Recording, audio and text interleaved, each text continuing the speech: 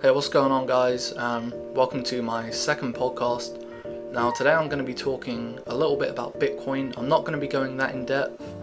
So, for those of you who don't know what Bitcoin is, it's basically a peer-to-peer virtual cryptocurrency. And it's known as a cryptocurrency because it uses cryptography, which is a form of encryption.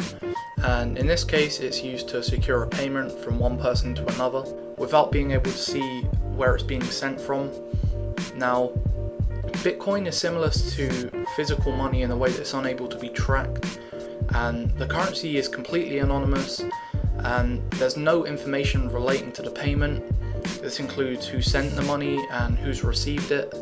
So even though every transaction that's made is stored in a public listing, which is a little bit similar to a database which is able to be viewed by everyone, you're still completely anonymous because the public listing doesn't give out any information such as your name, street address or phone numbers.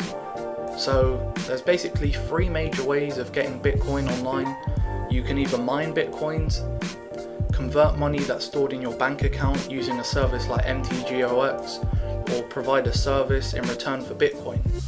So the one that's most probably thrown everyone off is the whole mining process. So Bitcoin mining is a process of extracting Bitcoins, and by mining you're trying to find a new block in the chain of the Bitcoin network. This involves your computer processor having to use large amounts of processing power to perform tough hash calculations to find a new block, and every time a new block is found, you're rewarded with a small amount of Bitcoins. Bitcoins can be spent similar to how any other virtual currencies can be spent, but with a twist. Since Bitcoin is unable to be tracked and holds no information when it comes to transactions, people offer illegal services involving drugs, weapons, and even hitmen. But with this being said, there's also a number of legit services and even donation sites that accept Bitcoin. My personal opinion about Bitcoin is I can't see it being a sustainable currency. Since the exchange rate isn't locked, the prices rise and fall so rapidly that I'd personally be scared to invest in it. You could mine for a whole year and have £1 million worth of Bitcoin, and then next month you have the same amount of Bitcoin, but now it's only worth 500,000.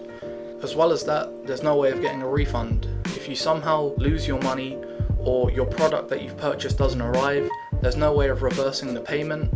So I just don't really feel that it's that safe online. And yeah, that is my personal opinion about Bitcoin.